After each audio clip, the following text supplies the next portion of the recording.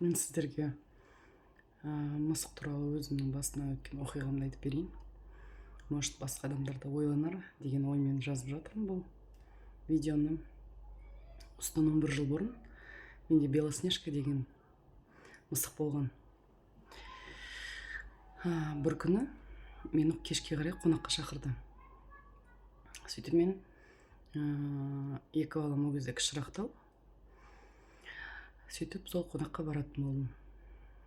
Сөйтіп үйден шығып жатқан кезде ана мысық мені залға қарай жүр дейді ғой.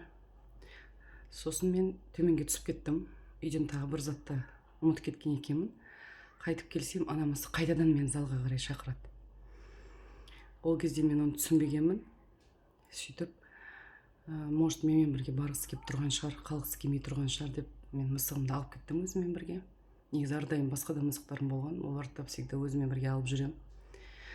Жұмыс істегенде де алып кететін тұғымын. Сөйтіп, осылай кешкі сағат 9-10 кезінде, осылай жаз болған кезде.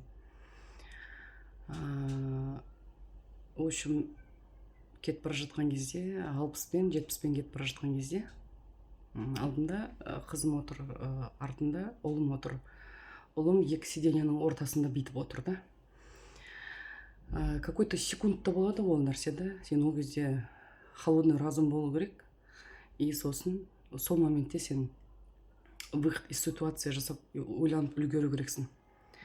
Адамдар түсінеді. Айнаға қарап қалсам, мен соғайын деп жатыр екен. Сол моментте алдыма қарасам, ар жағы обрыв, мындай жартас, ар жағында уже шанс жоқ, аударыласың. Сол какой-то секундтың арасында мен ойлап, мына жерде столбы тұрған.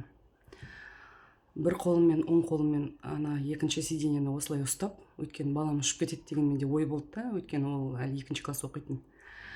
2 ма, 3 па. И сол қолыммен машинаны мен бір жерге апарып тірейін дедім.